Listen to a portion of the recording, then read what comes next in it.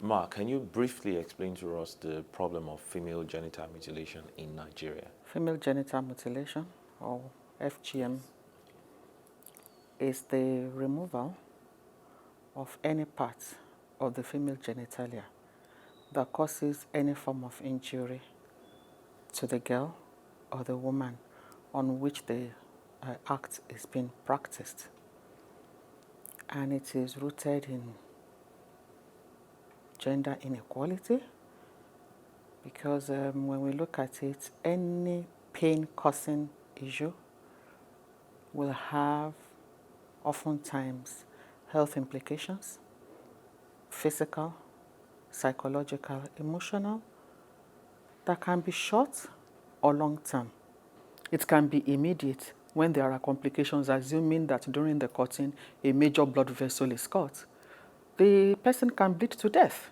Some of them develop keloids as big as what you can imagine that they carry all around. So they have to undergo surgical procedures to even remove those keloids. Despite the graveness of this issue, we still find out that it's still thriving, especially in states in the southwest and the southeast in Nigeria. Why is this so? What are the impediments? Nigeria is a patriarchal society where power is vested in the men. And it is about controlling the sexuality of the woman. It is underlined by what we call social norm, or those who practice it believe that it is important for them to be accepted by the society in which they are, that they have complied with the norm of the society. UNICEF is at the forefront of organizations in Nigeria as regards tackling this problem of FGM. What exactly is your organization doing to end FGM in Nigeria? The United Nations is supporting the government of Nigeria in what we call the UNJP, that is the United Nations Joint Program on Accelerating Efforts to End FGM. The two main agencies involved are UNICEF and UNFPA. We are part of a global program, that is the joint program. We are a first-tier country in this joint program.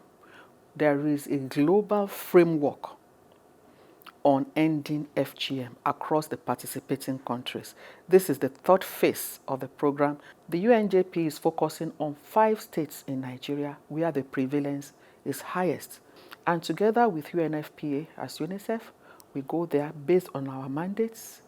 UNFPA handles mostly the health part and health implications of and sensitization of health implications of FGM.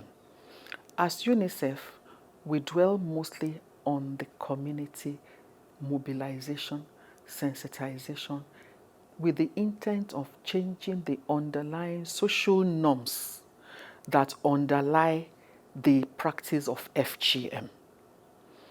Why is this so? The idea is that if we reduce demand for the practice, then supply will also more or less disappear.